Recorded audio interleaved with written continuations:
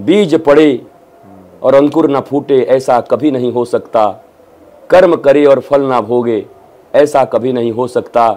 कर्म करने में तू होशियार है पर फल भोगने में बड़ा ही लाचार है। ऐसा स्नान, ऐसा दर्शन कभी किसी मंदिर में मत करना जहां आपका पहले दर्शन करने का लोभ लोगों के जीवन पर भारी पड़ जाए। हमारे पांडाल में ओस गिर रहे थे। हमने कहा इस ओस में भी अमृत है। जरूरी नहीं कि संगम तक ही पहुंचो, संगम के क्षेत्र में हो तो गिर रहा ये जल भी संगम का जल है। समझो आज अमृत स्नान हो रहा है। एक बार कुंभ ना आ सके उसको तो मैं सनातन द्रोही मानता हूं कि उसको भारत द्रोही मानता हूं। मैं उस रिचुअल्स को फॉलो करता हूं और बेबाक तो आपको होना पड़ेगा, सत्य तो आपको बोलने पड़ेंगे। दल के हैं इसलिए अपने दल का विरोध नहीं करेंगे, हम धर्म वाले हैं इसलिए धार्मिक लोगों का विरोध नहीं करेंगे। सो कॉल्ड कि आनंद की चाह कभी प्रकृति से समाप्त होगी नहीं। जीव मात्र को आनंद चाहिए और आनंद प्राप्ति के साधन को ही सनातन कहते हैं, वही शाश्वत है। शाश्वत आनंद को पाने के साधन को ही सनातन संस्कृति और सनातन धर्म कहते हैं। और मैं रोहित चायवाला, आप सभी को जय श्री कृष्णा। हम हैं प्रयागराज में और आप देख रहे हैं हमारा पॉडकास्ट चर्चा विद रोहित। हमारे साथ हैं वृंदावन के आनंदम धाम के पीठाधीश्वर मेरे सदगुरुदेव सदगुरु श्री रितेश्वर जी, जिनके साथ आज हम पुनः हमारा तीसरा अनप्लान्ड पॉडकास्ट फिर से करने जा रहे हैं। दोस्तों, अभी हाल ही में आपने वृंदावन में हुए हमारे सेकंड पॉडकास्ट सीरीज को देखा होगा और उससे बहुत प्यार भी आपने दिया है, ये हम सभी ने देखा है। आज क्योंकि मैंने उसमें कहा था कि अगला पॉडकास्ट, अगले कुछ सवाल हम करेंगे प्रयागराज में, कुंभ के इस पावन संगम में, और अध्यात्म के जो ऊर्जा हमारे जरिए प्रयाग से सीधा आप तक भेजने का प्रयास करेंगे। गुरुदेव, हम प्रयागराज में हैं और मैं बहुत सौभाग्यशाली हूं कि विगत 7 दिनों से हम इस सुखद अनुभव को आपके सानिध्य में महसूस कर रहे हैं। इस संगम में, क्योंकि आज जब हम ये रिकॉर्ड कर रहे हैं तो इस समय से लास्ट 24 आवर्स में जो चीजें हुई उसके बारे में बात करना बहुत जरूरी हो चुका है।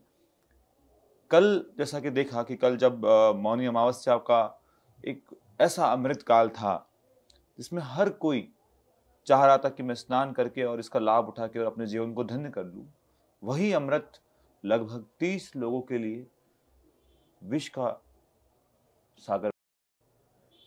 क्या इन चीजों के पीछे सिर्फ प्रशासनिक त्रुटियां ही थी या फिर एक व्यक्तिगत त्रुटियां जो थी, जो मानवीय त्रुटियां थी, वो ज्यादा जरूरी थी? लेकिन जो चीजें हो जाती हैं उसे वापस नहीं बुलाया जाता, ये सबको पता है। बल्कि इसमें शब्दों की त्रुटियां हो जाएं तो सोशल मीडिया के ज़माने में आप लाखों गालियां भी सुन लेंगे, भड़ास भी निकलेगी, परंतु हृदय के भाव को कह देना बहुत ज़रूरी है। वैसे तो अगर आप देखें तो 2 धारा है। एक धारा कहती है कि जो डेस्टिनी है वो होना है, रुकेगा नहीं। लेकिन अपने समस्त प्रयत्न के बाद अगर कोई घटना घटती है तो फिर हम कहते हैं कि रामचरितमानस में एक बड़ा प्यारा चीज आया हुआ है, जब गुरुदेव रोते हुए कहते हैं,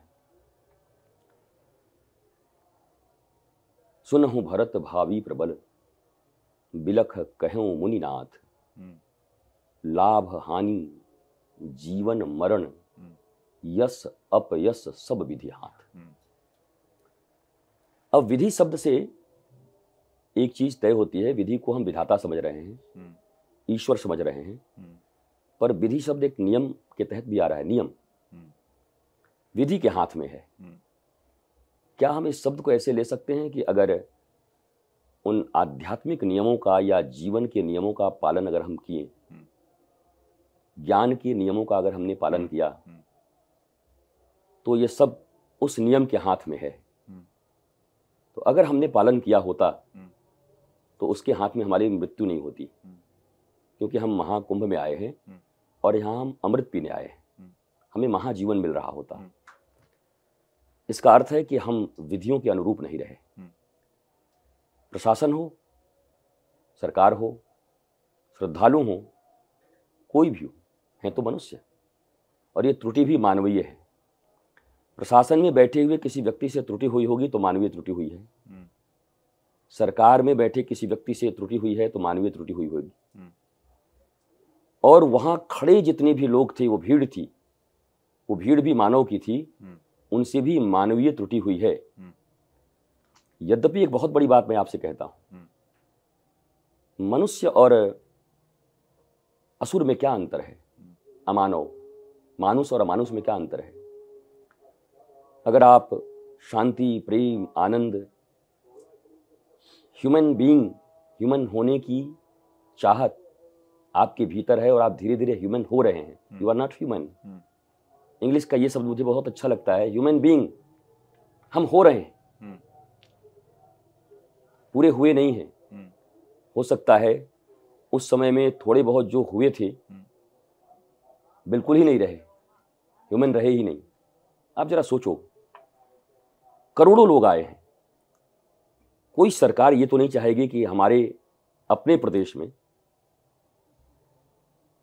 सरकार, कोई दल, कोई मुख्यमंत्री अपने प्रदेश के इतने बड़े, दुनिया के सबसे बड़े कुंभ मेले को क्या वो बदनाम होने देना चाहेगी? उन्होंने प्राण लगाया होगा कि इस महाकुंभ के बाद लोग हमारी सरकार का चेहरा देखें और हमारा ग्राफ देखें। क्या वो नहीं चाहते होंगे? चूक गए, त्रुटि हो गई, पर इच्छा ऐसी होगी ये तो कोई मान ही नहीं सकता। जो प्रशासनिक अधिकारी वहां खड़े थे उनको पता है अगर यहां पर कुछ हुआ, जिस क्षेत्र के थाना अधिकारी जहां खड़े होते हैं तो भगवान से रोज 10 बार प्रार्थना करते हैं कि यहां कुछ ऐसा गड़बड़ ना हो कि सब गाज मेरे ऊपर गिर जाए। वो चाहते हैं कि क्राइम होना भी है तो हमारे क्षेत्र से दूर करो भाई, इधर मत करना, मतलब हमें ठीक ठाक से रहने दो। तो अधिकारी भी नहीं चाहते होंगे। जो व्यक्ति सैकड़ों किलोमीटर दूर से सारी सुविधाओं को छोड़कर मस्तक पर जूट का बोरा लेकर उसी में खाना कपड़ा सब लेकर आए हैं श्रद्धालु कुंभ स्नान करने के लिए, वो तो अमृत खोजने आए थे, मृत्यु खोजने थोड़ी आए थे। तो वो भी नहीं चाहते होंगे कि हम मरे। अच्छा, चाहता कोई नहीं था, पर यह घटना घट गई और मृत्यु हो गई। अब अगर एक साधारण दृष्टिकोण से पार्टी, पॉलिटिक्स, सरकारें, आरोप प्रत्यारोप, तथ्य विहीन बातें और अपने आप को अच्छा दिखाने का और उन्होंने सारी गलती की है, ये सब चलेगा, ये भी मानवीय त्रुटि है। हर आदमी अपने आप को अच्छा बताएगा। वहां जितने भी लोग खड़े थे उन्होंने सरकार को कोसा कि आप में दम नहीं था तो हमको बुलाया क्यों, अरे देखो हमारा क्या हालत हुआ। क्योंकि उस समय जो हृदय विदारक घटना घटी, उस वेदना को जिन लोगों ने देखा तो उनके हृदय से क्या निकलेगी कि आपने व्यवस्था अच्छी नहीं की। प्रशासन के लोगों से अगर आंतरिक बात आप पूछेंगे, बोलेंगे कि 10-10 करोड़ लोग आ गए हैं, हम भी प्रेशर में हैं, हे भगवान कैसे सब कुछ ठीक करें, और एज मच एज पॉसिबल 100% देकर हम चीजों को ठीक रखना चाहते हैं, पर हो गया। जो श्रद्धालु आए हैं उनको भी थोड़ा भी धक्का लगता है तो वो चाहते हैं कि इस भीड़ से थोड़ा हम अलग हट जाएं। क्योंकि मैंने कुछ वीडियोज देखे हैं जिसमें लोग कह रहे हैं हमको सिर्फ जाने दो, हमको निकलने दो, हमको स्नान नहीं करना है। लेकिन अब तो फंस गए आप, क्योंकि समय तो चला गया आपके हाथ से। समय जाने के बाद अगर हमें बोध भी हो तो हमें परिणाम नहीं मिल सकता। विवेक कहते हैं समय के पूर्व ही विवेक युक्त कदम हम उठाएं। क्यों अविवेक से उठाया गया कदम और बाद में भयभीत होना या उस समय पर कि हे भगवान एक बार हमें बचा लो, फिर ऐसा नहीं करेंगे। लेकिन चूंकि विधि का उल्लंघन हमने कर लिया, अब कौन किया फिर मैं कह रहा हूं, मनुष्य ने किया। मृत्यु भी मनुष्य की हुई, उल्लंघन भी मनुष्य ने किया। तो जिन्होंने विधि का उल्लंघन कर लिया, कि वो सरकार से हो गई, कि वो प्रशासन से हो गया, कि वो पर्टिकुलर उस पुलिस वाले से हो गया, कि उन अधिकारी से हो गया, कि वो कुछ लोग जो वहां अर्धरात्रि में ही जा करके पूरे घाट को ऑक्युपाइड करके सो गए, क्योंकि उनको लगा कि पहला स्नान हम कर लें। और ये मानवीय संरचना है कि कुंभ आए हैं, कितनी दूर आएंगे, सुबह तो भीड़ होगी, सबको पता है भीड़ होगी, तो चलो रात में वहां सो जाते हैं और पहला स्नान करेंगे हम। मरने तो नहीं गए थे, पहला स्नान ही करने गए थे। प्रशासन घूम रहा है, चारों तरफ देख रहा है कि भाई इतनी भीड़ है, चारों तरफ आदमी आदमी दिख रहे हैं, कहां भगाएं इनको, क्या करें। अब ये घाट पर बैठ गए, सो गए, लेट गए, कहीं भगदड़ न मच जाए, तो बढ़िया है कि सुबह सुबह उठ करके स्नान करके लोग निकल जाएं। मैं जो आकलन कर पा रहा हूं, देख पा रहा हूं अपने बोध से, अपनी प्रज्ञा से, क्योंकि हम भी इसी संसार में रहते हैं। नहाने स्नान करने वाला पहले स्नान कर लें। प्रशासन कह रहा है कि अब कैसे भी करके इनको करके सुबह सुबह निकाल दे ताकि सब कुछ सुचारू रूप से ठीक ठाक चले। तो हर आदमी अच्छाई के लिए वो काम कर रहा था, पर हम विधि का उल्लंघन कर रहे थे सभी लोग। और विधि का उल्लंघन करने का जो परिणाम होता है वो परिणाम हमने प्राप्त किया। मैंने कल एक बात कही कि सबसे पीछे खड़ा वो व्यक्ति जिसने पहले अपने आगे वाले को धक्का मारा होगा, कहीं तो सबसे पीछे कोई खड़ा होगा ना। ऐसा तो नहीं कि यहां से अमेरिका तक लाइन लगी थी, और अमेरिका तक भी लगा होता तो अमेरिका में जो सबसे पीछे होता वो भी पीछे तो होता ही। तो जो तीसरे लेयर में था, चौथे लेयर में, और सभी ने कहा कि हमको जब धक्का पड़ा तो फिर हम गिरते गए। वह व्यक्ति, वह लाइन जिसने जल्दी स्नान करने के चक्कर में अपने आगे वाले को मनुष्य न समझा। उसको पता होना चाहिए, विवेक होना चाहिए, मनुष्य के रूप में, पशु तो है नहीं, कि अगर यहां कुछ भी हुआ, एक धक्का पड़ा और कोई गिरा, तो इसके पहले भी भारत में और दुनिया में कई बार ऐसे भगदड़ हो चुके हैं, फिर ये संभलेगा नहीं। पर उस समय संकीर्ण स्वार्थ के कारण, अरे अगर ऐसे ही भीड़ रहा तो हम आगे कैसे पहुंच पाएंगे, हमारा तो स्नान ही नहीं होगा, थोड़ा जल्दी करके निकल जाते हैं। तो वह एक व्यक्ति या 10 व्यक्ति के द्वारा किया गया, और वो क्राइम नहीं कर रहे थे, क्रिमिनल की तरह पिस्तौल लेके नहीं आए थे कि इसको गोली मार देना, वो तो अलग चीज हो जाती। और हो सकता है अभी तो जांच हो रहा है, बातें भी आ रही हैं कि कोई लाल झंडा लेके खड़ा था, तो कोई हरा झंडा लेके खड़ा था, तो कोई पीला झंडा था, तो कोई कलर, पता नहीं लोग क्या कह रहे हैं, वो जांच का विषय है, सब जांच होंगे।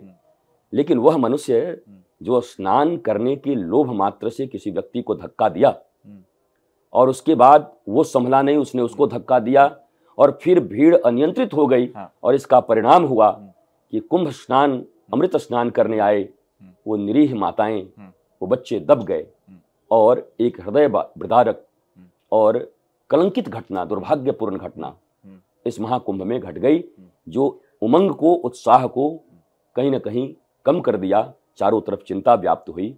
अब ढूंढना ये है हमें कि अगर हम सत्संगी हैं, कोई व्यक्ति सत्संगी नहीं है, आध्यात्मिक नहीं है, ज्ञानी नहीं है, आपके घर में 2 बच्चे हैं, तो आप देखते होंगे कि जब 2 भाइयों के बीच में, एक की उम्र है 7 साल, एक की उम्र है 4 साल, तो दोनों में लड़ाई हो जाती, दोनों तो बच्चे ही हैं, तो माता पिता बड़े वाले को पकड़ के एक झापड़ देते हैं, ये तू तो बड़ा है ना, तू बड़ा है, ये तो छोटा है, तुझे समझना चाहिए। और हालांकि वो भी बेचारा कह रहा है कि मैं कहां बड़ा हूं, लेकिन अपेक्षाकृत वो बड़ा है। तो जो जनता आई है, जनता से भी भूल हो रही है। आप इतने त्वरा में हैं कि संगम के नोज पर स्नान करेंगे, लेकिन अपेक्षाकृत क्या कहा जाएगा, आप सरकार चला रहे हैं, पुलिस आप हैं, तो बड़े भाई आप हैं ना, आप कैसे गलती कर गए, वो तो घबरा के स्नान करने गया था। लेकिन आप देखेंगे कि मानवीय त्रुटियां हर जगह से हो गई, उस स्नान करने वाले से भी हो गई, मन के लोभ से भी हो गया। कोई कहेगा महाराज जी तो पहला स्नान का लोभ किसको नहीं रहेगा, आप बताइए। अच्छा, ऐसा लोभ जहां आप समाप्त हो जाएं, तब तो फिर हम कह दें कि ठीक है, तो फिर लोभ का जो परिणाम होता है वो अच्छा हुआ, कह सकते हैं, लोग गालियां देंगे हमें। तो हमने लोभ किया, विवेक से काम नहीं लिया, वहां से त्रुटि हुई कि संपूर्ण व्यवस्था करने के बाद भी वो अधिकारी जिन्होंने अनाउंसमेंट किया, उठ जाग मुसाफिर, उठ जाइए, उठ जाइए, जो सोवत है सो खोवत है। चूंकि यहां पर श्रीमान योगी आदित्यनाथ जी की सरकार है और एक साधु हैं, संत हैं, तो प्रशासन का एक जो स्ट्रक्चर है वो थोड़ा आध्यात्मिक बना है, सनातनी बना है, बनता ही है, प्रभाव पड़ते हैं। घर में बाप शराबी है तो बेटों के ऊपर प्रभाव पड़ता है, और अगर बाप ईमानदार है तो उसका भी प्रभाव पड़ता है। तो साधुओं के प्रति, श्रद्धालुओं के प्रति किसी प्रकार की कोई कठोरता न हो, बल्कि आध्यात्मिक भाषा में उनको समझाया जाए। उन अधिकारी ने प्रयत्न किया होगा कि उठ जाग मुसाफिर, अरे उठिए उठिए, स्नान करिए, सोने थोड़ी आए हैं। लेकिन अब कहा जा रहा है कि आपके पास सीआरपीएफ था, सब कुछ था, तो आपको सिर्फ ये कह के छोड़ना नहीं था, बल्कि आपको उसी समय निर्णय लेने थे। हाँ। अब यहां भी दो मानवीय पक्ष हैं। हाँ। भीड़ पूरी भरी हुई है। हाँ। मैं उन अधिकारी की तरफ से भी बोल रहा हूं, मैं होता क्या करता। हाँ। मेरे मन में ही एक डर होता कि मैं तो बोल दिया, कम से कम अलर्ट तो कर दिया, अगर मैं कहीं जोर करने गया और इस समय भगदड़ मच गई तो हजारों लोगों को कुछ हो जाएगा और परिणाम, मेरा परिणाम ठीक नहीं होगा। तो उन्होंने कहा भाई उठ जाइए, रिक्वेस्ट किया उन्होंने। अब उसी क्षण ये तय करना किसी व्यक्ति के द्वारा कि हमारा पुलिस लेकर के वहां जाना उचित है या हमारा बोलना उचित है, वो तो उस समय पर ही निर्णय किया जा सकता था। अभी आप राइट और रॉन्ग कह सकते हैं, एंड राइट एंड रॉन्ग है तभी तो ये घटना हुई। लेकिन इंटेंशनल हुई, आलस्य में हुआ, या मानवीय भूल थी, निर्णय न ले पाए, ये भी अलग अलग चीजें होती हैं। अगर उस समय निर्णय, इंटेंशन हमारा अच्छा है, प्रशासन का इंटेंशन तो अच्छा था, श्रीमान योगी जी का इंटेंशन क्यों खराब होने जाएगा? श्रद्धालुओं का इंटेंशन क्यों खराब होगा? हम साधु संत जो यहाँ आए हैं, हमारा इंटेंशन क्यों खराब होगा? और कोई पत्रकार भी शायद ऐसा नहीं चाहेगा। वो चाहेगा कि भले ही और नए नई चीजें हमें मिले हम, लेकिन किसी की मृत्यु से हमको समाचार बनाना पड़े, ये कोई नहीं चाहेगा। तो ये मानवीय भूल हुई है और जान को वापस नहीं लाया जा सकता।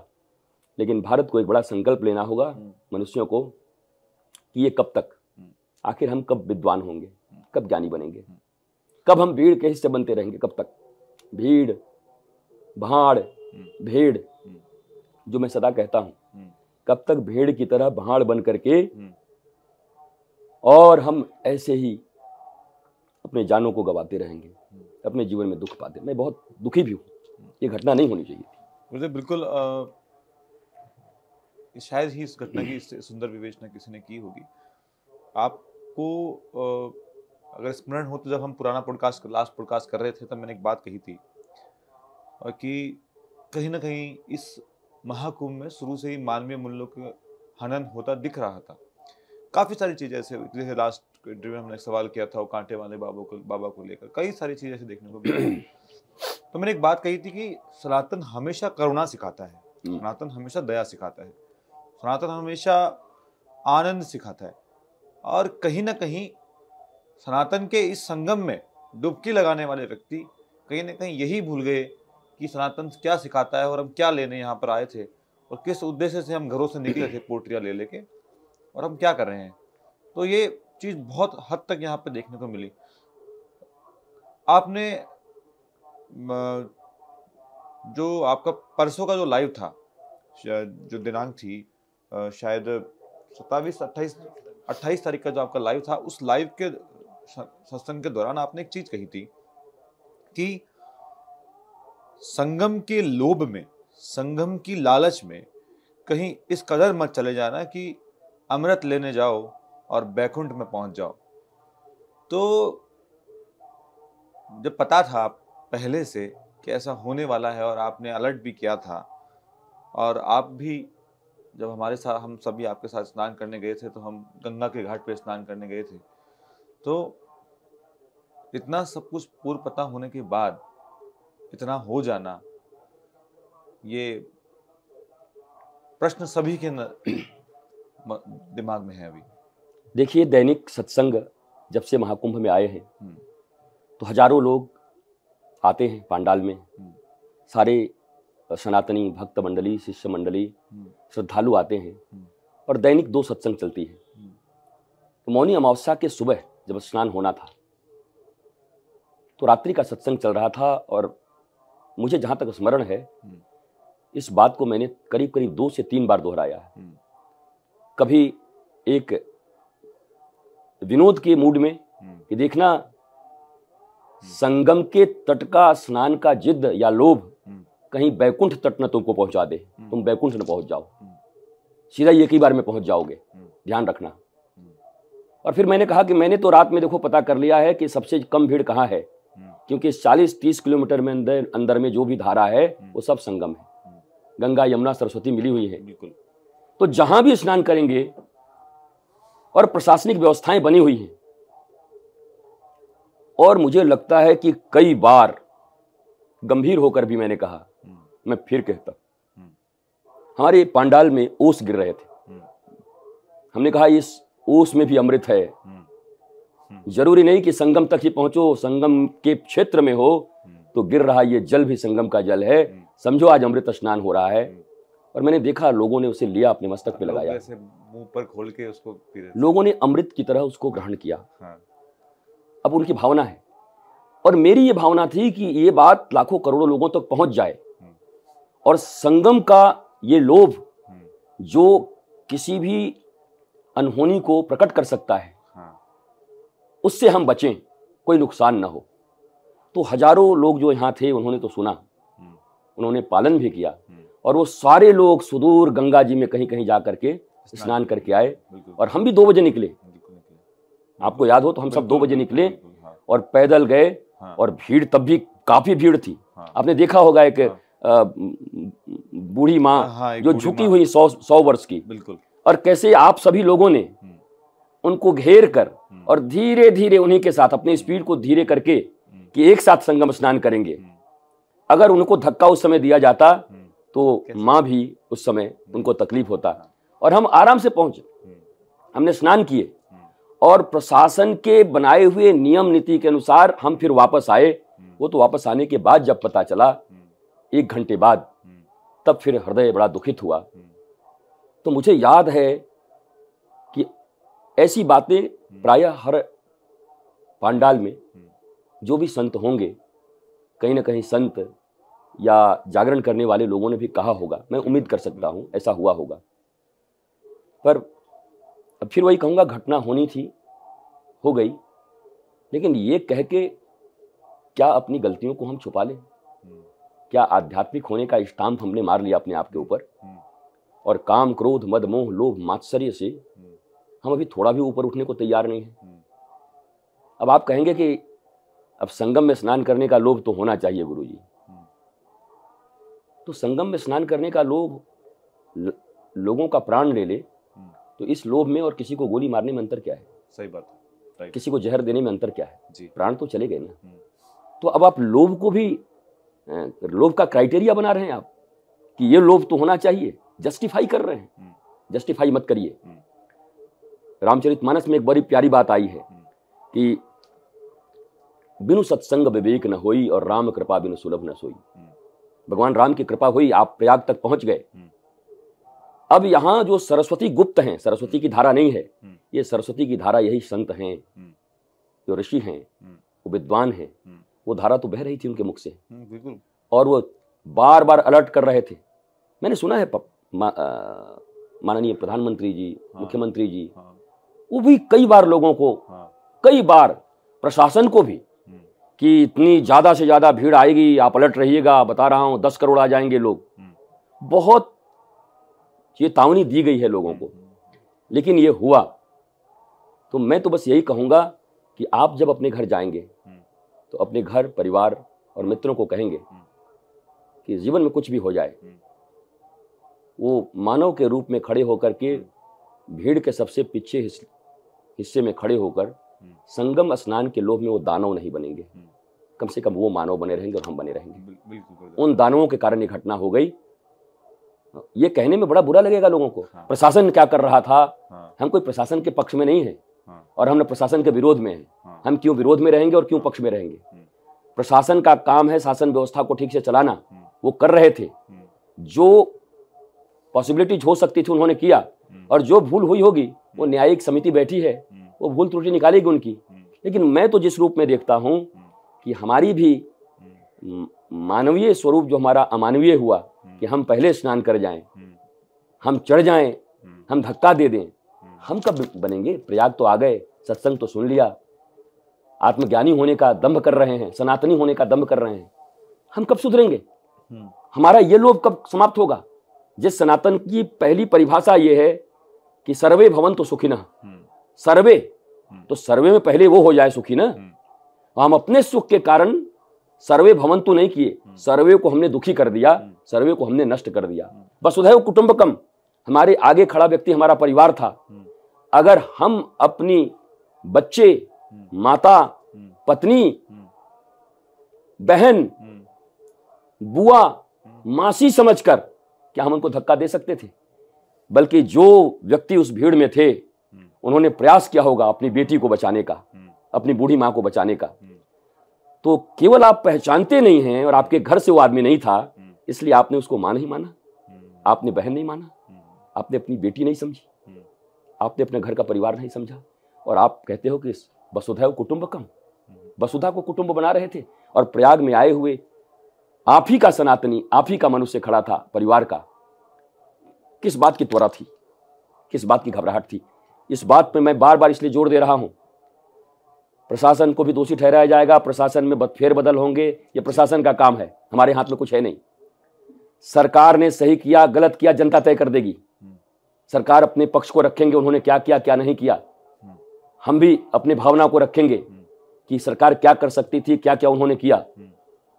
और मैंने कहा भी कि हमने तो व्यवस्थाएं उचित देखी। वीआईपी कल्चर पे भी बात होगी, होनी चाहिए, आने वाले समय में होगी, इस पर चर्चा होगी कि वीआईपी कल्चर जरूरी भी है। जरूरी का अर्थ है वीआईपी, वेरी इंपॉर्टेंट पर्सन, किसी व्यक्ति को वहां पर पहुंचाना जरूरी है। तो अब इस पर यह चर्चा हो सकता है मानवीय दृष्टिकोण से कि अगर आप उस स्टेज में पहुंच गए हैं कि अब आपके ऊपर खतरा है, तो मुझे लगता है कि प्रयाग के स्नान से आपको वंचित होना चाहिए और आपको मानसिक स्नान करना चाहिए। सही बात है। मेरे लिए भी अगर 100 पुलिस वाले लगें तो मैं व्यक्तिगत कह सकता हूं, और मैं जीवन में शायद इसका आप पालन करूंगा। इस घटना के बाद तो और करूंगा। हमारे भी लोग चाहते थे कि हमको सुरक्षा मिले, ये मिले, मेरे सारा मिले। हमारे पास कोई सुरक्षा रहती नहीं, बहुत सुरक्षा रखने में हम अपने आध्यात्म से अपनी सुरक्षा करते हैं। तो मैं चाहूंगा कि फिर ये जो करोड़ों लोग आ रहे हैं किसी स्थान पर, तो उन करोड़ों लोगों का भी उतना ही अधिकार है। तो फिर आपका ये है कि वो करोड़ों लोग जब स्नान करके ठीक से निकलेंगे और वो जब समझेंगे कि वो वीआईपी दर्शन कर सकते थे, पर उन्होंने इसलिए मना कर दिया कि हमारे कारण किसी को तकलीफ ना हो, तो मुझे पक्का पता है कि वो करोड़ों लोग जो डुबकी लगाएंगे उनका आशीर्वाद उनको लग जाएगा और उनके जीवन में संगम स्नान का फल उनको मिल जाएगा। तो ये तो कुछ एक मानवीय पक्ष भी, आध्यात्मिक पक्ष है। ये केवल डंडे से आप ठीक नहीं कर सकते, गालियों से ठीक नहीं कर सकते, एक दूसरे को बुरा बोल के ठीक नहीं कर सकते। विपक्ष हैं तो पक्ष को गाली देना शुरू कर दें। और आपने देखा होगा, बताया घटनाएं कब नहीं हुई, कुंभ में कई घटनाएं हुई। तो अब सरकार ये कहे कि पहले भी घटना हो गई थी, ये अगर सिर्फ कह के अपने आप को बचा लें तो ये सरकार की संवेदनहीनता होगी। और विपक्ष केवल ये कहे कि आपने करोड़ों लोगों को बुला लिया, अगर रक्षा नहीं कर सकते हैं। आप देखे होंगे, अभी चल रहा है सोशल मीडिया पर कि घर में 10 आदमी का परिवार आता है, मेहमान, तो आदमी संभाल नहीं पाता। बात तो सही है, कोशिश की गई, पर हमारी भी जिम्मेवारी उतनी ही बनती थी। हमें भी पहले स्नान करने का जिद नहीं करना था। और जो जो और कमियां रह गई, अब आगे उस कमियों को दूर करने का प्रयास किया जाएगा। पर हम तो अपनी कमी देख रहे हैं, हम अपनी कमी देख रहे हैं। अभी एक बात उठी कि बड़े बड़े पांडाल बने हैं, पांडालों में बहुत जगह था। हमने नहीं, एक महाराज जी ने ही प्रश्न उठाया है, मैंने देखा अभी रील में कि बड़े बड़े पांडाल थे। अगर पांडाल का हमारा डेकोरेशन खराब ना हो जाए, इसके लिए लोगों को स्थान नहीं दिया गया। और काश उनको स्थान दिया गया होता तो कम से कम भीड़ और कहीं कहीं पांडालों में होती। तो घंटे से आधे घंटे इवेंट की तरह खुल रहे थे। तो यह भी एक अमानवीय पक्ष हमें देखना पड़ेगा। और जिन्होंने भी ऐसा किया है तो मानवता के पक्ष में उन्हें आगे आकर खड़ा होना, स्वीकार करना होगा कि मुझसे भूल हो गई। वो मारने के लिए तो ऐसा नहीं किए होंगे, लेकिन एक भूल हमसे हो गई। और मुझे भी अब याद होगा कि जीवन में मैं कहीं जाऊंगा और हमारे पांडाल में 20 लोगों का भी जगह है। हालांकि हमारा तो इतना छोटा पांडाल है, आप देख ही रहे हैं, और ये भरा रहता है, रात को यहीं सोए रहते हैं। जहाँ स्टेज है वहाँ लोग भरे रहते हैं, जितने प्रसाद बनते और सभी कर रहे हैं। पर वो बड़े बड़े पांडाल, वो जगह जगह अगर वो भी खुले रहें तो हम कुछ चीजों को, तो सबको अपनी जवाबदेही लेनी होगी, सबको अपनी जिम्मेवारी लेनी होगी। विपक्ष को भी लेनी होगी, सरकार को। सरकार चूंकि जिनकी है तो सरकार उनकी है, उनको ज्यादा जिम्मेवारी लेनी ही पड़ेगी, क्योंकि आप सरकार में, आप विपक्ष की तरह तो हो नहीं सकते, क्योंकि आपकी सरकार है, प्रशासन आपका है, तो जिम्मेवारी आपकी बनती है। लेकिन वो सत्यता के साथ बात को रखेंगे कि भाई हमने कोई कमी नहीं की, और जहां चूक हुई है मानवीय तौर पर, समझ के तौर पर, उसको दूर करने का प्रयत्न किया जाएगा। पर फिर मैं कहूंगा, चूंकि मुझे लोग साधु कहते हैं, मैं लोगों को प्रवचन करता हूं, लोगों को अच्छी बातें बताता हूं, शास्त्र की बातें, जीवन की बातें, ब्लिसफुल लाइफ के बारे में। तो हम तो यही कहेंगे, ऐसा स्नान, ऐसा दर्शन कभी किसी मंदिर में मत करना जहां आपका पहले दर्शन करने का लोभ लोगों के जीवन पर भारी पड़ जाए। बल्कि दर्शन करा देना, मुझे पक्का पता है कि उसको पता चले न चले उस व्यक्ति को कि आपके द्वारा वो दर्शन कर गया, पर उसको तो पता है ना। शायद इसीलिए आप आध्यात्मिक हैं, सही बात, कि वो सब जानता है। अगर वो सब जानता है और आपने अपने बदले में किसी को स्नान करा दिया, तो फिर वो तो जानता है उस स्नान का फल। दान शायद इसीलिए करते हैं ना, बिल्कुल, और गुप्त दान इसीलिए करते हैं ना। बिल्कुल, तो क्या स्नान का गुप्त दान नहीं हो सकता था? बिल्कुल हो सकता वो बड़े वीआईपी लोग भी कर सकते थे, हाँ, हम भी कर सकते थे। और मैंने कम से कम अखाड़ा परिषद, साधु संतों को देखा, और इतनी संवेदना। देखिए, ये बड़ाई करने से क्या होगा कि आप बड़ाई कर रहे हैं, पर उन्होंने अपने स्नान को कैंसिल किया, और कैंसिल करके सब कुछ नियम कानून, मतलब रिचुअल्स, मानवता से बड़ा तो कुछ है ही नहीं। सही बात, हम अमृत प्राप्त करने आए हैं कि नियम प्राप्त करने आए हैं? मैंने इसीलिए कहा है कि जीवन में, आपने मुझे सुना एक बार जब संविधान की बात चल रही थी, हमने कहा, बिल्कुल, आपने कहा प्रकृति का संविधान और भारत का संविधान दोनों को हमें मानना पड़ेगा। और ये हमने कहा, मनुष्य के लिए संविधान बना है कि संविधान के लिए मनुष्य बना है? सही बात है। धर्म के लिए मनुष्य बना है कि मनुष्य के लिए धर्म बना है? मनुष्य के लिए स्नान बना है कि स्नान के लिए मनुष्य बना है? जी, सही बात है गुरुदेव। और जब लास्ट पॉडकास्ट हम कर रहे थे, तो कभी मेरे मन में विचार आया कि हम जब प्रयाग जाएंगे तो हम दोबारा एक पॉडकास्ट करेंगे। तो सोचा नहीं था कभी कि हम इस बारे में बात करेंगे। मतलब मेरा पॉइंट ऑफ व्यू था कि हम अध्यात्म की चर्चा करेंगे, हम शिव की चर्चा करेंगे, हम गंगा की चर्चा करेंगे, हम बहुत सारी ऐसी चीज़ें जिनके बारे में लोग एक अलग पॉइंट ऑफ व्यू से देखते हैं, और उनकी लीला और उनकी बहुत ज़्यादा है, उनकी इंपॉर्टेंस बहुत ज़्यादा है, उसके बारे में डिस्कशन करेंगे। लेकिन कहीं ना कहीं जो चीज़ें हुई हैं वो मानवता का, मैं कह सकता हूँ कि एक जीता जागता कत्ल है, और इस कत्ल में सभी का योगदान रहा है। ह्यूमैनिटी का जो एक डिजास्टर हमने देखा है प्रयाग में, वो बहुत कुछ सिखाता है। गुरुदेव, काफ़ी सारे ऐसे लोग जो अनस्पिरिचुअल है, और जो स्पिरिचुअल लोगों की मजाक समझते हैं, को बेवकूफ़ समझते हैं, उनको भी एक पॉइंट ऑफ व्यू मिल गया है कि हाँ, जाओ केदारनाथ, देखो वहाँ बाढ़ आ गई थी, जाओ कुंभ, देखो कैसे लोग मर रहे हैं। तो अब वो लोग एक्टिवेट होके, और जो स्पिरिचुअल लोग हैं, कहीं ना कहीं उन पे क्वेश्चन मार्क लगाएंगे। They are unhuman. तो मानव की श्रेणी में आप रखिए ही मत। एक जगह डिजास्टर होता है कि आप नास्तिक हो तो आपने मानवता खो दिया, और या हम आस्तिक हैं तो हम मानवता खो दें। हम धर्म के नाम पर कुछ भी कर दें, और आप धर्म नहीं मानते तो आप कुछ भी कर दें, तो दोनों ही जानवर हो गए। फिर तो अंतर क्या है? सही बात। चाहे हम आस्तिक के गोल में बैठे हैं, चाहे नास्तिक के गोल में बैठे हैं, पक्ष में भी हैं, सरकार में भी हैं, तब भी हम गैर जिम्मेवारी की बात कर रहे हैं, और कुछ लोग विपक्ष में बैठ के गैर जिम्मेवारी की बात कर रहे हैं। तो ये दोनों अनह्यूमन हैं। बल्कि विपक्ष में भी बैठ करके आज अगर वो व्यक्ति जो कह रहे हैं कि अभी तो हमें एक होकर के हमें कैसे चीजों को ठीक करना है, मैं मानता हूं कि वो सच्चा सनातनी, सच्चा भारतीय, सच्चा मानव बैठा हुआ है। और सरकार में भी बैठ करके जो इस बात की चिंता कर रहे हैं कि हमें कैसे बचाना है, वो सच्चे ह्यूमन हैं। ये दल फल अलग अलग होंगे, पर ह्यूमन दोनों जगह हैं, और अनह्यूमन भी दोनों जगह होंगे। इससे आप इनकार नहीं कर सकते। आप बिल्कुल नहीं कर सकते कि पाकिस्तान में एक भी आदमी मनुष्य नहीं होगा। पाकिस्तान में भी संवेदनाएं होंगी, चाइना में भी संवेदनाएं होगा, वेनेजुएला में भी होगी, वहां भी संवेदनाएं होंगी। तो संवेदनशील मनुष्य ही धार्मिक मनुष्य है। वो हो सकता है नाम न मानता हो, वो जिद पे अड़ गया हो कि हम तो इसको वाटर ही बोलेंगे, पानी बोलेंगे ही नहीं, पर वो पी तो वही रहा होगा। वाटर, जल, नीर सब है तो एक ही। तो मैं तो इसमें ज़्यादा पढ़ता नहीं, आस्तिकता, नास्तिकता। और मैं कभी अब आप सुनोगे, किसी ने कहा जो 12 वर्ष में या एक बार कुंभ ना आ सके, उसको तो मैं सनातन द्रोही मानता हूं, कि उसको भारत द्रोही मानता हूं।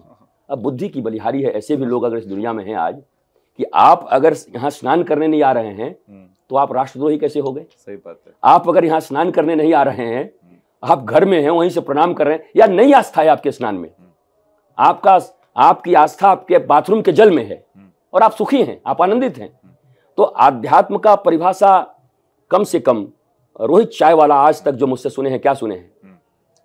आनंद, ब्लिसफुलनेस। तो अगर उन व्यक्ति को संतोष है, संवेदना है उनके पास, ह्यूमन को ह्यूमन की तरह देखते हैं, और बिल्कुल वो स्नान करने नहीं आते, पर ह्यूमैनिटी के लिए काम कर रहे हैं, तो मैं तो उनको बहुत बड़ा सनातनी और आध्यात्मिक मानता हूं। मेरी परिभाषा ही अलग है। मैं आपको बोला, मैं झंडों डंडों में अटकने वाला नहीं हूं। ये यही बैठा है आपके सामने, जिसने ये कहा कि सच्चा राम राज्य कब होता है?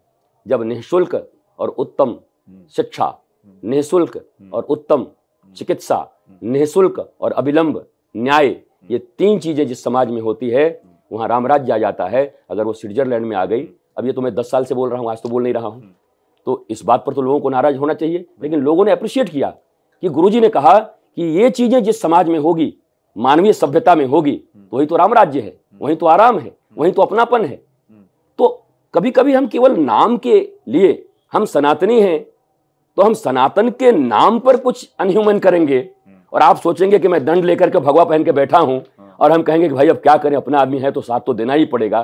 तो फिर आपकी स्थिति कर्ण की जैसी हो जाएगी कि दुर्योधन ने हमारा सहायता किया था और हम उसके दल में हैं। आपकी स्थिति फिर भीष्म पितामह की तरह हो जाएगी, गुरु द्रोण की तरह मारे जाएंगे आप। तो कम से कम मैं गुरु द्रोण, भीष्म पितामह और कर्ण की तरह, जबकि इतने अच्छे लोग, गुरु द्रोण से बढ़िया गुरु कौन महाराज बताइए, इतने अस्त्र शस्त्र के विद्या के महारत और इच्छा मृत्यु वरदान प्राप्त भीष्म पितामह, जिन्होंने अपने पिता के प्रेम में जीवन भर ये स्वीकार कर लिया कि मैं कभी भी विवाह नहीं करूंगा, मैं ब्रह्मचारी रहूंगा। माता पिता को भगवान कहने वाले लोग बहुत होंगे, पर भगवान मान करके अपने जीवन की खुशियों को बलिदान देने वाले भीष्म पितामह हैं। पर भगवान कृष्ण ने मरवा दिया, सीधा ही मरवा दिया।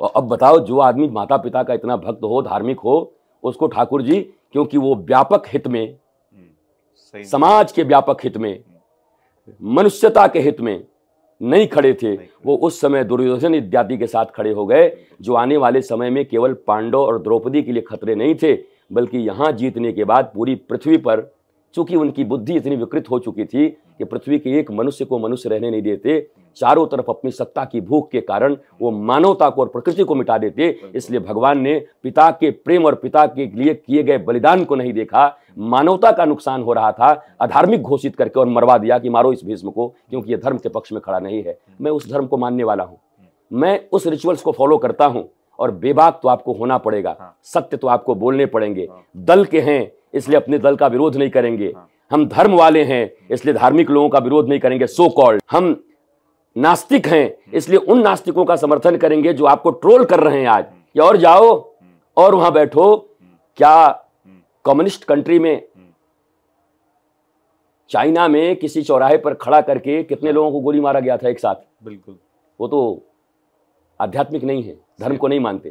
क्या इसका समर्थन करते हो आप? यहाँ भी हुआ था, अयोध्या में भी हुआ था गोली, अयोध्या में कांड हुए, कार सेवकों पर गोली अब जहां भी, क्या आप उनको, अच्छा बहुत सारे लोग ऐसे हैं, बहुत सारे लोग ऐसे हैं जो धर्म को नहीं मानते, पर बोले वहां पर भीड़ लगी है, वहां मनुष्य आए हुए हैं, हमने एक पंडाल लगाया है, क्यों? बोला हम शरबत पिलाएंगे। आप इनडायरेक्टली उनको धार्मिक मानोगे कि नहीं? बिल्कुल है कि वो सेवा कर रहे हैं मनुष्य की। तो मुझे लगता है ये बेस है आध्यात्मिकता का। हमने केवल कपड़े, चमड़े, कुछ बातें और कुछ जेस्चर को हमने अगर धर्म मान लिया है, तो साहब मैं ये कहूंगा कि इससे ऊपर उठने की जरूरत है। हम आपके किसी भी अनीति का साथ नहीं दे सकते, क्योंकि आप हमारे दल में हैं।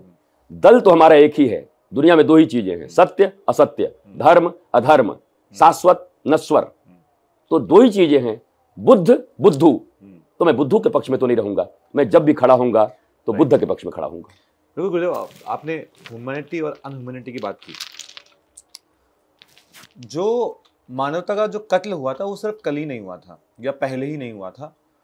जैसे मैं देख रहा हूँ अभी का मीडिया, और मैं देख रहा हूँ अभी की चीज़ें जो अभी हो रही, सोशल मीडिया और पॉलिटिक्स, तीनों चीज़ें कहीं ना कहीं जब इन सब चीज़ों को हम देखते हैं तो मुझे वो गिद्ध और वो कौवे नज़र आते हैं जो कहीं ना कहीं ये इंतजार कर रहे होते हैं कि हाँ कोई मुर्दा हमारे सामने पड़ा और हम उस मुर्दे से अपनी भूख मिटाएं,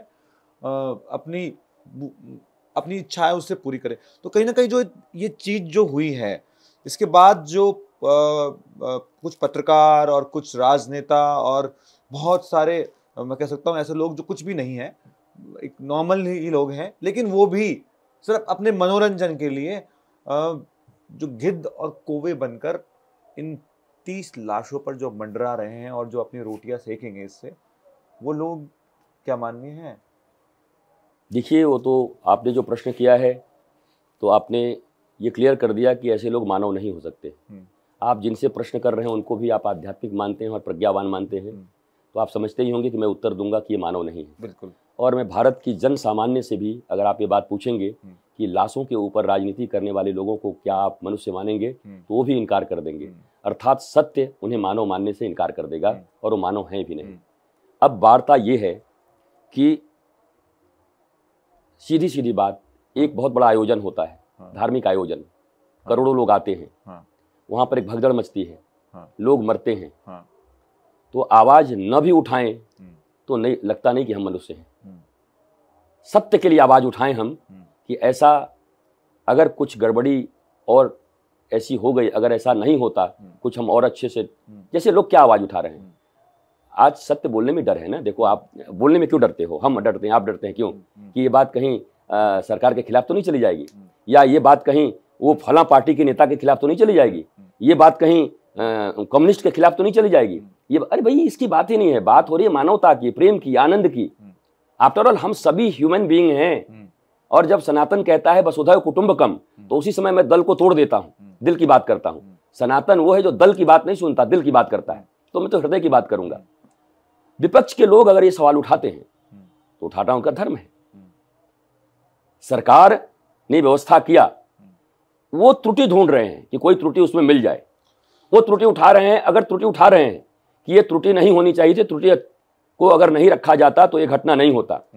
आपने लेकिन अलग प्रश्न पूछा है, आपने पूछा है कि जो इंतजार ही कर रहे थे कुछ हो तो हम बताएं, हम टूट पड़े।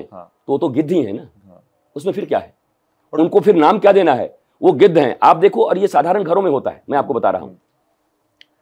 आप कोई काम कर रहे हैं और अपनी क्षमता से बाहर का काम कर रहे हैं। भाई मैं मानता हूं आज भारतवर्ष में एक ऐसे स्थान पर, मैंने कई बार कहा कि छोटे छोटे 20-25 देश के जितनी जनसंख्या है उतनी तो ज़्यादा प्रयागराज में जनसंख्या भी हो गई है ना, 20-25 देश के बराबर में। और हमने 3-4 दिन प्रवचन में बोला भी, क्या समझते हो 25, 30, 40 देश हमारे यहाँ पर है, उतनी बराबर जनसंख्या है।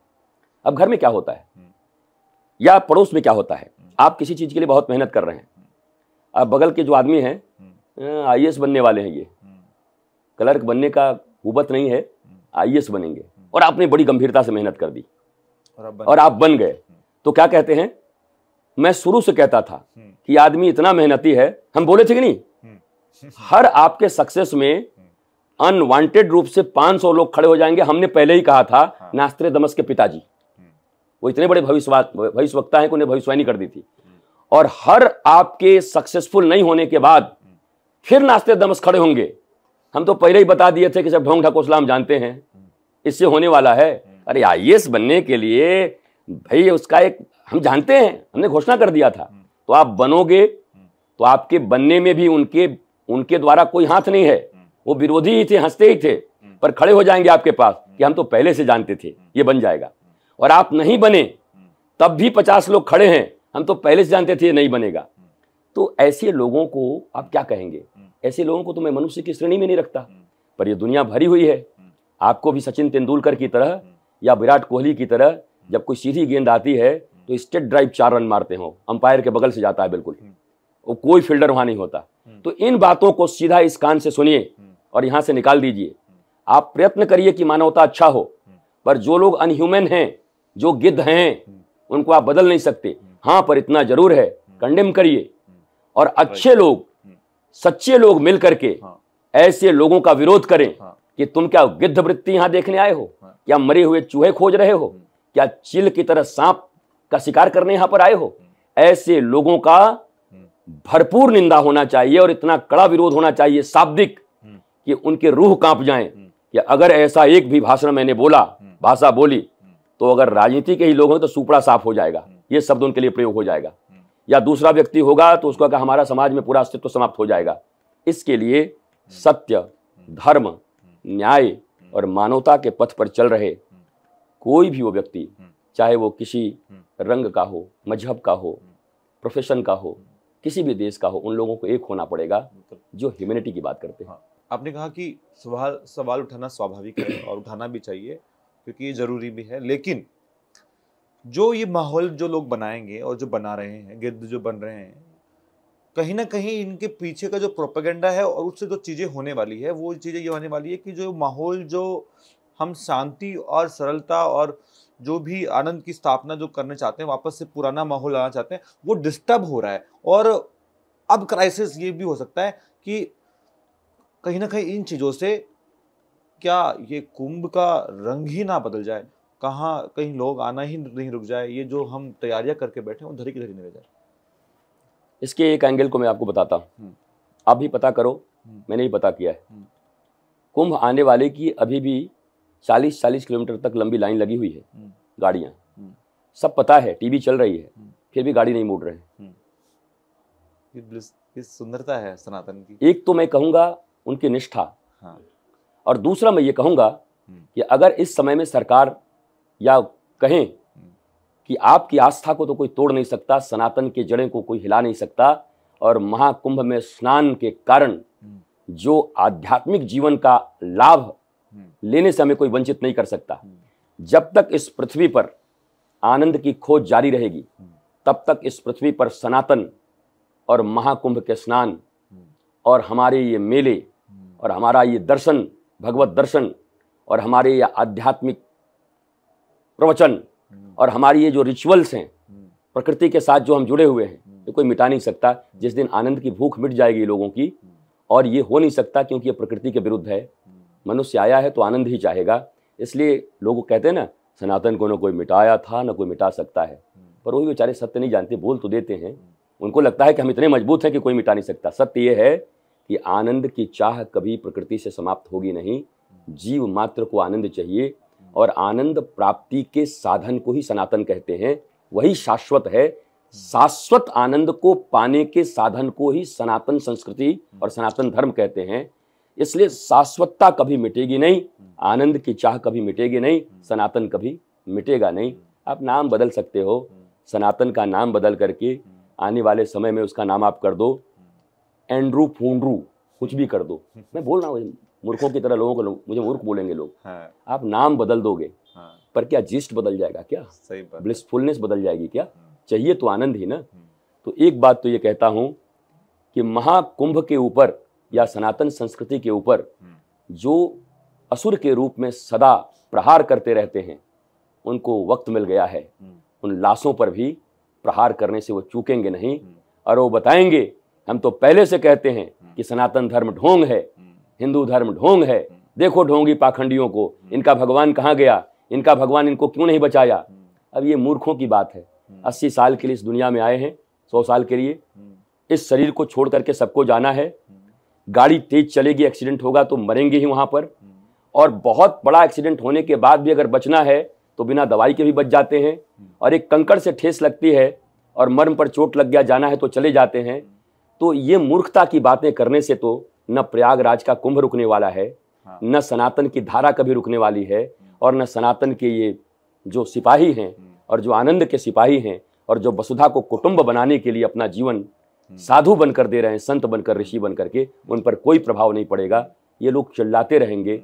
असुर सतयुग में भी थे, त्रेता में भी थे, द्वापर में भी थे, अभी भी हैं। और असुर शब्द का यही अर्थ आज मैं समझा देना चाहता हूँ, ये हमारे जैसे ही आपके जैसे लोग होते हैं, वृत्ति होती है। अभी मैं आध्यात्म की खोज में हूँ तो सुर हूँ, पर जैसे ही इस खोज से हट करके केवल अपने शरीर को सुखी करने के लिए हजारों लोगों को मारने को तैयार हो जाऊं, तो असुर उसी समय मेरे भीतर प्रवेश कर गया। ये छोटी सी परिभाषा है सुर और असुर की। तो पता नहीं कब किसको सत्ता का लोभ, धन का लोभ, प्रभाव का लोभ, पद का लोभ, वासना का लोभ किसको असुर बना दे, और कब किसी व्यक्ति के भीतर में ऐसी वेदना उठे और सत्य की चाह उठे, किसी असुर को सुर बना दे, कुछ नहीं कहा जा सकता। सब कुछ डिपेंड है आपको सही समय पर सही विचार को साथ देने के लिए, और आपके मन में उठ रहे प्रश्नों का उत्तर देने वाला अगर कोई मिल जाए तो एक असुर से सुर पैदा हो सकता है। और यही तो हुआ है सदा से। बिल्कुल। रावण के घर से विभीषण आ जाते हैं, हिरण्यकश्यपु के घर से प्रहलाद आ जाते हैं, सब कहाँ से आ गए। और भीष्म पितामह जैसे लोग दुर्योधन के पक्ष में खड़े हो जाते हैं। मैं असुर शब्द का प्रयोग नहीं कर रहा हूं, मेरे ऊपर हमला हो जाएगा, पर डरता भी नहीं हूं। धर्म के विरुद्ध जो खड़ा हो, क्या असुर उसी को तो कहते होंगे? तो इतना ज्यादा संकीर्णता क्यों? सही बात। उस टाइम फेज में वो धर्म के विरुद्ध चले गए। बिल्कुल। श्री कृष्ण धर्म है साक्षात, उसके विरुद्ध में खड़े हैं।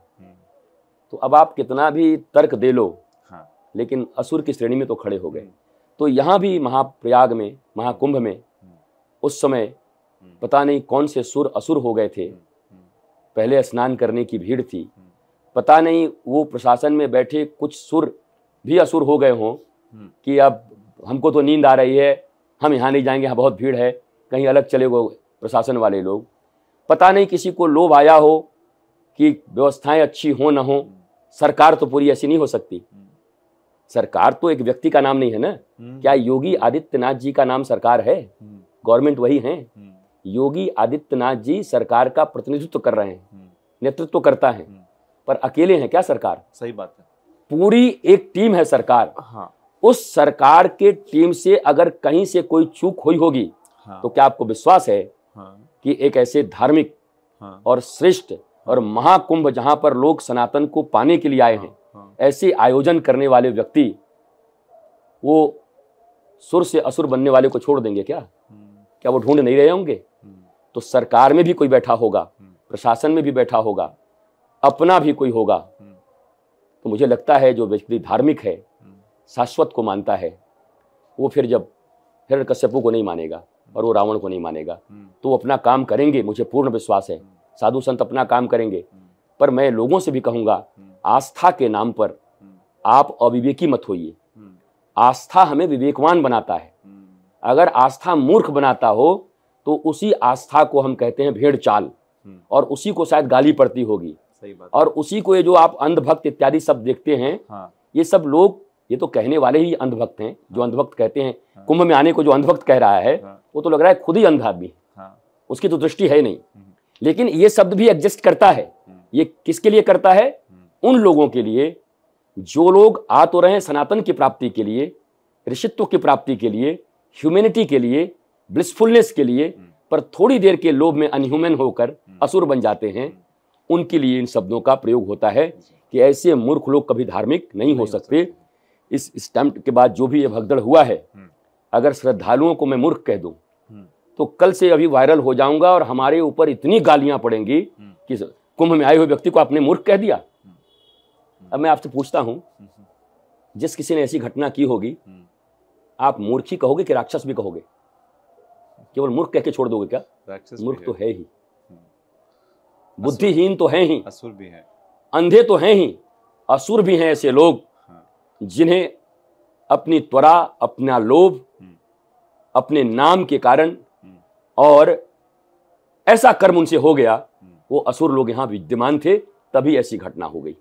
बिल्कुल, असुरों के कारण हो गई। महाकुंभ में जब हम आए थे, तो आने से पहले मैंने आपसे एक सवाल किया था जी, पॉडकास्ट के दौरान किया था कि महाकुंभ का असली अमृत क्या है। तो आपने मुझे उसकी डेफिनेशन दी थी कि असली अमृत क्या है।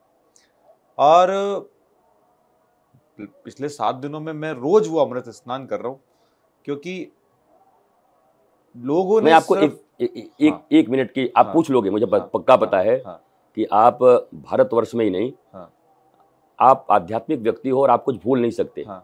आप इतनी गहराई से और स्पष्टता से कोई चीज पूछते हो कि प्रश्न भी लगता है जैसे कोई लयबद्धता से चल रही है।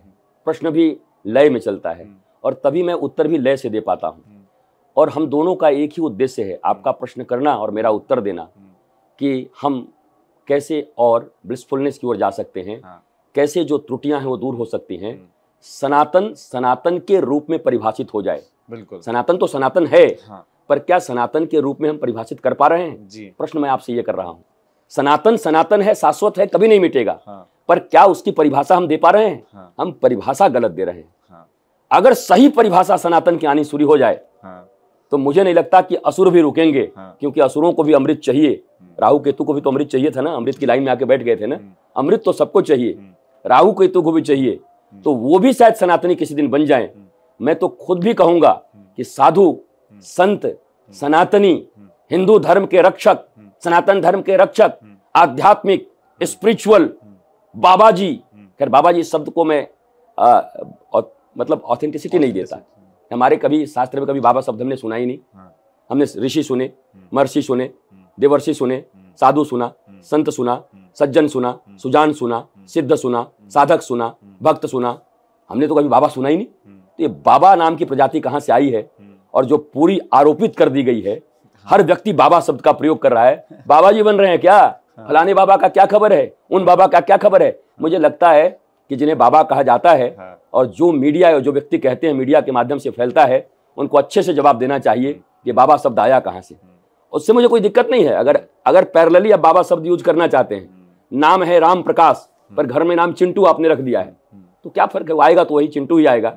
लेकिन क्यों बदनाम कर रहे हो ऋषि अलग होते हैं, महर्षि अलग होते हैं, राजर्षि अलग होते हैं, देवर्षि अलग होते हैं, ब्रह्मर्षि अलग होते हैं, साधु अलग होता है, संत अलग होते हैं, साधक अलग होते हैं, भक्त अलग होते हैं, सज्जन अलग होते हैं, सुजान अलग होते हैं। ये सब अलग अलग है, डेफिनेशन अलग अलग है। आपने बाबा में सबको ले आया, बाबा लाल कपड़ा पहन के निकले वो भी बाबा, ये माला पहन लिया वो भी बाबा, थोड़ा सा ऐसे दाढ़ी बढ़ा करके ईश्वर सत्य है, आत्मा ही सब कुछ है वो भी बाबा, कोई कुछ निकल रहा हो बाबा, एक कपड़ा पहना नहीं कि बाबा। कोई आदमी घर में बैठा है और बैठ करके कह रहा है कि माँ इतना क्या घबराहट करती हो, शांति से बैठो ना, एक दिन तो सब जाना है, तू बाबा बन गया क्या, वो भी बाबा। मतलब आप सत्य बोलो, अच्छा बोलो, शांत रहो, तो उसको बाबा कह दे रहे हैं। और फिर यही बाबागिरी, ये बाबागिरी देश का नुकसान कर रही है, ये बाबागिरी देश का नुकसान कर रही है। जिसको देखो बाबा बन बैठा है, बाबा। हमको भी लोग कहेंगे तू भी तो ऐसा ही है, ये माला क्यों पहना है, ये तेरे हाथ में दंड क्या है। पर इन प्रश्नों से मुझे कोई फर्क पड़ता नहीं, क्योंकि मेरा आध्यात्मिक होना, मेरा ये वस्त्र, ये दंड और ये माला तय नहीं करेगा। मेरे विचार, मेरी आध्यात्मिकता, मेरा ब्लिसफुलनेस और हर प्रश्न के ऊपर स्पष्ट विचारधारा, हर प्रश्न का उत्तर समीचीन, मेरा प्रबोध, मेरी प्रज्ञा और मेरा ह्यूमन नेचर ये तय करेगा कि मैं सनातनी हूं कि नहीं, और मुझे साधु कहा जाए कि नहीं, मुझे संत कहा जाए कि नहीं। और नहीं तो अगर ये बाबागिरी चलती रही तो बाबा के नाम पर ऐसे ऐसे लोग खड़े होंगे कि आप सत्य और सनातन का प्रचार कर रहे हैं, आप भी बाबा, और हम दुकान खोल के बैठे हैं कपड़ा पहन के, हम भी बाबा। सत्य के नाम पर, सनातन के नाम पर धन भर रहे हैं, बरगला रहे हैं। हमें पद चाहिए, हमें रुपया चाहिए, हमें लोभ है, लोगों का नशा है, फॉलोअर्स भी चाहिए, हम भी बाबा। और जो सत्य के लिए मलंग की तरह जी रहा है, मिल गया तो ठीक है, जो प्राप्त है वही पर्याप्त है, नहीं तो सर्वत्र दुख व्याप्त है, वो भी बाबा। तो इसको कहते हैं अंधेर नगरी चौपट राजा, टके सिर भाजी टके सिर खाजा। तो मैं तो लोगों से भी कहता हूं, आप भी सोच समझ के बाबा बोला करिए, प्रज्ञा को मापिए, विवेक को मापिए, सत्संग की धारा को पहचानिए और उनके जीवन को देखिए। उनके जीवन से अगर लाइट प्रकाश निकलती हो, तुच्छ लोभ में हमने 10 लोगों को हायर कर लिया, हायर करके क्या बोला, 5,000 करोड़ कमाने का हमारा टारगेट है, आप लोग क्या क्या कर सकते हैं। बोला हम तो आपके बारे में ऐसा बोलेंगे कि समझ लो कि 1 करोड़ आदमी तो आपका हो गया। हमारे पास ये अभी मशीन है, हमारे पास ये पकड़ है। तो 10 इन्फ्लुएंसर मिले और इन्फ्लुएंसर ने मिल करके एक अज्ञानी को बाबा बना दिया और घोषित कर दिया। अब बाबा बैठ गए बड़े सिंहासन पर। अब वो बाबा अपना खुद का क्या मंगल करेंगे, राष्ट्र का क्या मंगल करेंगे। और ये पॉडकास्ट और ये बातें बहुत शायद चुभने वाली है लोगों को, पर भारत की जनता को और विश्व की जनता को और सच्चे लोगों को मुझे लगता है जैसे गर्मी में शीतल हवा चल जाती है ना, पवन आ जाते हैं, जैसे फुहार उठ पड़ती है, तो सच्चे लोग तो दोनों हाथ उठाकर वाह वाह कर उठेंगे कि आनंद आ गया गुरुदेव। तो ये बाबागिरी, ये जो डुप्लीकेसी है, या जो क्या बोलूं मैं, वो अब नकली फकली तो मैं बोलता नहीं, आपको समझना तो होगा मैं क्या इशारा करना चाहता हूं। समझिए, भीड़ भेड़ और भाड़ मत बनिए। आप ईश्वर के अंश हैं और ईश्वर अंश जीव अविनाशी चेतन, चेतना है आपके भीतर, चेतन अमल, मल नहीं है आप में, सहज सुख राशि। बनावटी करके आपको सुख प्राप्त करने की जरूरत नहीं है। सहजता, spontaneous, I am in state of blissfulness, मेरा माइंड ब्लिसफुलनेस के स्टेट में है। मैं इसलिए, अगर आप संत कहना चाहते हो बड़ी अच्छी बात, और आप शैतान कहो तो भी बड़ी अच्छी बात। क्योंकि संत और शैतान की परिभाषा भी तो ऐसे ही है। शैतान के लिए संत शैतान लगता है। शैतानों से अगर पूछो संत के विषय में तो क्या कहते हैं, एक नंबर का शैतान है, क्योंकि वो उसका मामला चलने नहीं दे रहा है। और संतों के लिए जो अध्यात्म के विरुद्ध है वो उनको शैतान लगता है, लेकिन दोनों को ही शैतान नजर आते हैं। शैतानों के लिए संत शैतान है और संतों के लिए जो शैतान है वो शैतान है, पर शैतान शब्द दोनों जगह एग्जिस्ट कर रहा है। सही बात। शैतान तो दोनों के लिए है जी। तो मुझे भी शैतान कहा जा सकता है।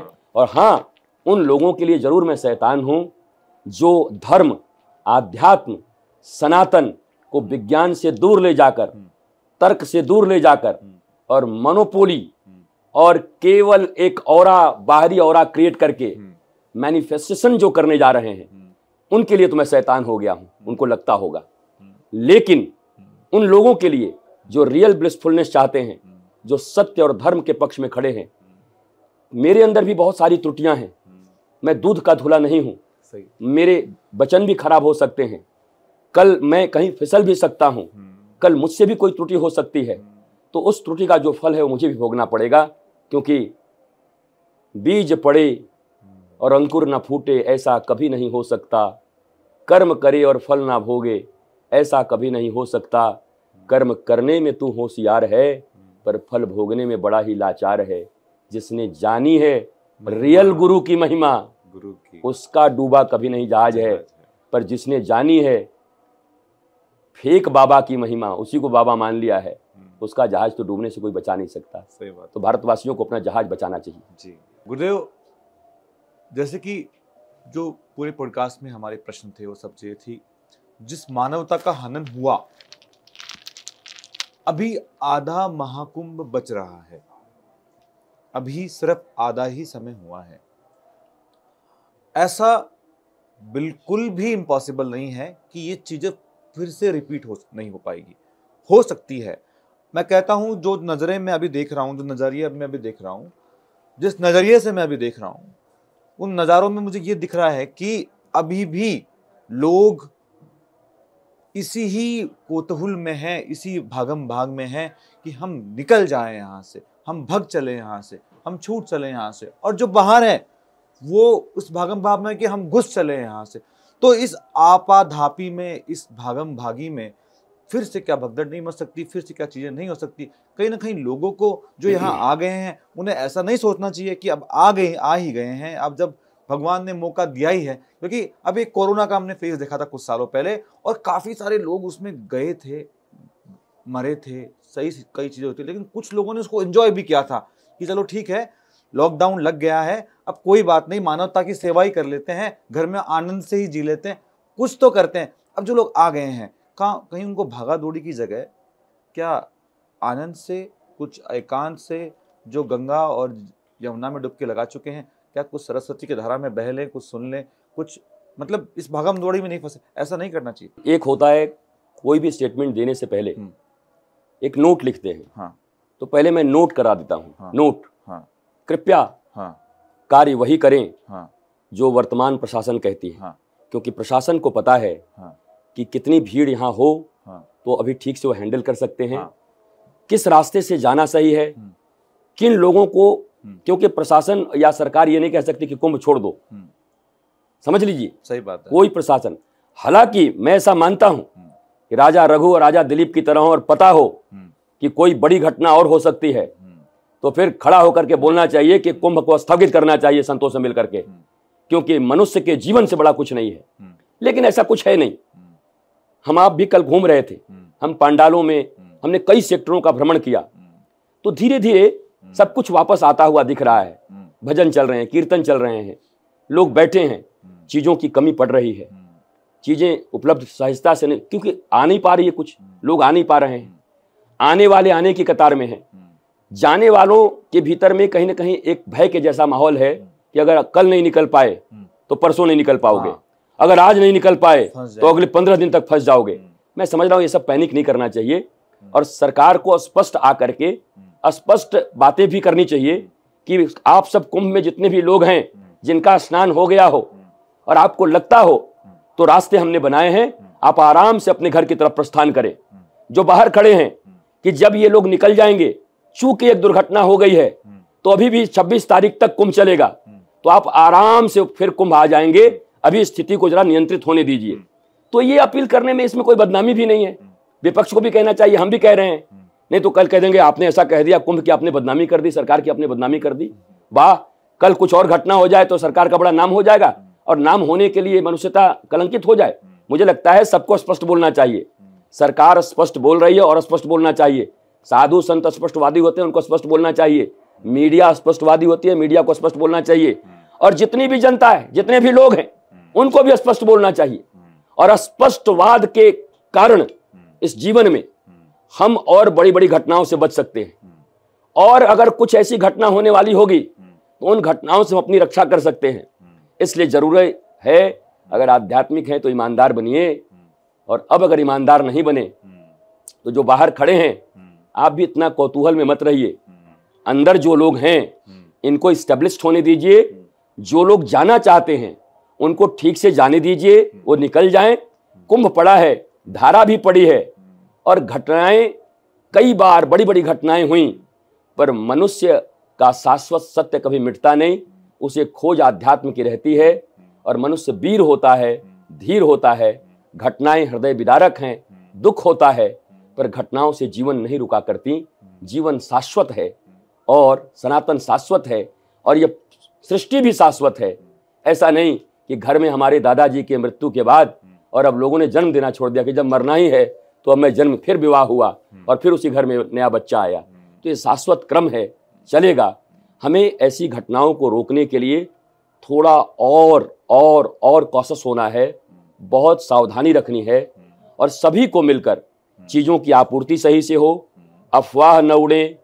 कई लोग, अपने ही लोग अफवाह उड़ाने में लगे रहते हैं, कल तक नहीं निकले तो बड़ा भारी जाम में फंसेंगे, यहाँ तो पानी भी समाप्त होने वाला है, यहाँ तो हवा भी रुक जाएगा, है कि संगम भी दूसरी जगह चला जाएगा।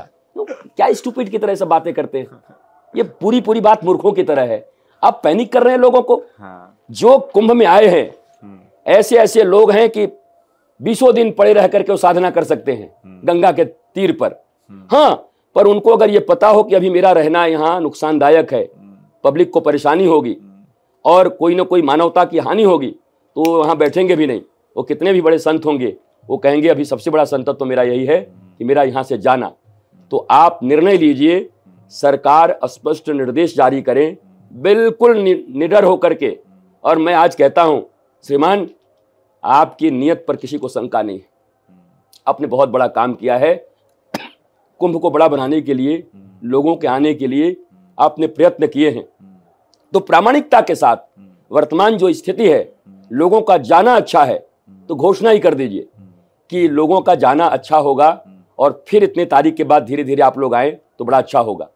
जो लोग बाहर खड़े हैं उनको कह दीजिए कि अभी 6-7 दिन जाना उचित नहीं लगता। अगर ऐसा है तब मुझे नहीं पता, व्हाटएवर, जो कुछ भी प्रशासन में आप है, सरकार आपकी है, पर हम अपने दायित्व से नहीं भाग रहे हैं, क्योंकि हम भी यहाँ हैं, हम भी देख रहे हैं क्या क्या चल रहा है। तो हम भी लोगों को सत्य बताएं। जैसे मैं कभी पैनिक नहीं होता, हमें ही लोगों ने बोला कि गुरुदेव क्या हेलीकॉप्टर की व्यवस्था की जाए, हेलीकॉप्टर से आपको लाया जाए। हम कि यहाँ लाखों करोड़ों लोग हैं, एक हम निकल के चले ही गए तो यहाँ क्या आग लगी है क्या? यहाँ चारों तरफ से क्या घेर लिया है क्या लोगों ने? क्या यहाँ लोगों को मारा जा रहा है क्या? हम आज भी भजन कर रहे हैं, हम कल भी साधना किए, हम कल भी भ्रमण किए, हम स्नान किए, हम तो आनंद के साथ जो चीज करने आए थे सनातन के लिए वो कर रहे हैं। ये संवेदना, ये दुख है, और उन लोगों के लिए प्रार्थना भी कर रहे हैं कि भगवान आपके श्री चरण में होंगे, और भगवान से ये प्रार्थना कर रहे हैं। भगवान से प्रार्थना का अर्थ होता है कि हम अब उन नियमों को और कड़ाई से पालन करने वाले हैं खुद के अंदर में, कि हमारे किसी लोभ के कारण एक भी व्यक्ति को कष्ट न हो, और कहीं कोई भीड़ भाड़ और कोई और घटना, इस प्रकार की छोटी सी भी घटना न हो। अरे किसी का हाथ भी न टूटे हमारे कारण, किसी के पांव में भी चोट न लगे हमारे कारण, अरे हमारे ज्यादा खा जाने के कारण किसी को भूखा भी न रहना पड़े। आध्यात्म तो ये है। तो हमारे चिंतन का स्तर अब माइक्रो होता जाए, हम धीरे धीरे एकदम माइक्रो लेवल पर सोचें तो चीजें सब सही हैं, अच्छी हैं। पैनिक मत होइए, मैं ये जरूर कह सकता हूं कुंभ से, पैनिक मत होइए, धैर्य के साथ उचित निर्णय लीजिए, पर निर्णय लेते समय सरकार, प्रशासन का निर्देश पूरा जैसे संविधान कहते हैं उसका पालन करिए, तो सरकार भी अच्छे से सारी चीजों को हैंडल कर लेगी, और हम आप भी सुरक्षित रहेंगे। आध्यात्म की धारा भी बहती रहेगी और प्रयागराज महाकुंभ ये तो कभी मिटने वाला है नहीं, ये सनातन है। आज भी करोड़ों लोग आए हैं, कल भी होगा, अगली बार भी होगा, फिर करोड़ों लोग आएंगे, ये धारा रुकेगी नहीं। सत्य की खोज रुकती नहीं है। इतने बड़े महाभारत के होने के बाद, महाभारत के युद्ध में कितने लोग मारे गए थे, कितनी अक्षौणी सेना मारी गई थी। उसके बाद क्या लोगों ने सत्य छोड़ दिया? उसके बाद क्या धर्म होना बंद हो गए? उसके बाद क्या लोगों ने पूजा पाठ करना बंद कर दिया? उसके बाद क्या धर्म की स्थापना बंद हो गई कि अरे भाई इतना युद्ध हो गया, अब तो हमको कोई मतलब नहीं है? महाभारत के युद्ध के बाद भी सब कुछ पटरी पर चल रहा है। राम रावण के युद्ध के बाद भी सब कुछ पटरी पर चल रहा है। हिरण्यकश्यपु के वध के बाद भी, उस शासन के अंत होने के बाद भी सत्य की खोज तब भी जारी थी। सनातन तब भी चल रहा था। आनंद की खोज तब भी जारी थी। आनंद का खोज तब भी चल रहा था। आज भी जारी है और कल भी जारी रहेगा। न कभी मिटा था, न कभी मिटा है, न कभी मिटेगा। पर बाकी लोगों के कहने में और इनके कहने में आपको अंतर समझ में, और आप भी अंतर समझिएगा। वो लोग जो कहते हैं सनातन था, है और रहेगा, उनसे जरा पूछ लीजिए कि what do you mean by Sanatan. सनातन का अर्थ आप क्या समझते हैं? अगर सनातन का अर्थ सिर्फ झंडा समझते हैं तो झंडे का कलर तो मैं 1 मिनट में चेंज कर दूंगा। आपके ऐसे कनपट्टी पे पिस्तौल लगा के बोलूंगा कि इसको पीला कर, तो मरता क्या न करता, भगवा को पीला कर दोगे। तो क्या इसको आप सनातन समझते हो? भगवा शब्द का अर्थ है सूर्य जब निकलता है तो लालिमा लेकर निकलता है। सूर्य का अर्थ है प्रकाश, अर्थात अज्ञान अंधकार को मिटाकर ज्ञान प्रकाश का सामने आना ही उसको लालिमा या उसको भगवा कहते हैं। भगवा का यह अर्थ है। क्या इस भगवे को कोई मिटा सकता है? नहीं। क्या अंधकार को मिटाने और प्रकाश को लाने, अज्ञान को हटाने और ज्ञानवंत होने, दुख शोक ताप को मिटाने और आनंद को लाने की जो प्रक्रिया सतत इस प्रकृति में चल रही है, क्या कोई माई का लाल इस भगवे को मिटा सकता है? इस कपड़े को तो मिटा भी सकता है, रंग भी चेंज कर सकता है। तो पहले समझिए कि सनातन क्या है, समझिए कि धर्म क्या है। केवल ऊपर ऊपर मत तैरिए, गहरे पानी पैठ। अगर मोती चाहिए तो नीचे उतरिए और छिछले और खोखले लोगों को तो मैं कहूंगा पर्दाफाश भी करिए। अब धीरे धीरे छिछले और खोखले लोग समाज के लिए अच्छे नहीं है। चाहे आप हों, मैं हूं, धर्म के सिंहासन पर कोई बैठा हो, कि पत्रकारिता के सिंहासन पर कोई बैठा हो, कि राजनेता के सिंहासन पर कोई बैठा हो, कि कोई विज्ञान के सिंहासन पर बैठा हो, अगर कोई है नहीं और है की घोषणा कर रहा है तो इसका सत्य का खोज। पर्दाफाश का अर्थ आप जानते हैं? पर्दाफाश मतलब लोग सोचते हैं दुश्मनी। पर्दाफाश का अर्थ होता है कि एक पर्दा लगा हुआ है और हमने कहा कि शेर है शेर, और सब आदमी हे भगवान शेर बोला और आदमखोर शेर है। तो कोई आया और पर्दा हटा दिया तो देखे कि वहां पर वो मिट्टी का एक शेर बना हुआ है, हा ऐसे करके। अभी डर के मर रहे थे, हार्ट अटैक हो जाता लोगों का। पर्दाफाश कर दिया मतलब मिट्टी का शेर है कि ओरिजिनल शेर है, ये आपको पता चल गया। पर्दाफाश का अर्थ ये होता है कि आदमी धार्मिक है या धर्म का चोला ओढ़ करके धंधा कर रहा है। आदमी सत्ता का अर्थ होता है एग्जिस्टेंस की रक्षा करने आया है या पद प्राप्त करके केवल धन कमाने आया है। यह आदमी इस पद पर बैठ करके डॉक्टर बन करके किडनी चोरी करने आया है या लोगों की किडनी ठीक करने आया है। यह आदमी टेक्नोलॉजी लेकर के मानवता को लूटने आया है या मानवता को बचाने आया है। यह आदमी परमाणु का उपयोग बिजली बनाने में करता है या बम बना करके पूरी मानवता को समाप्त करना चाहता है।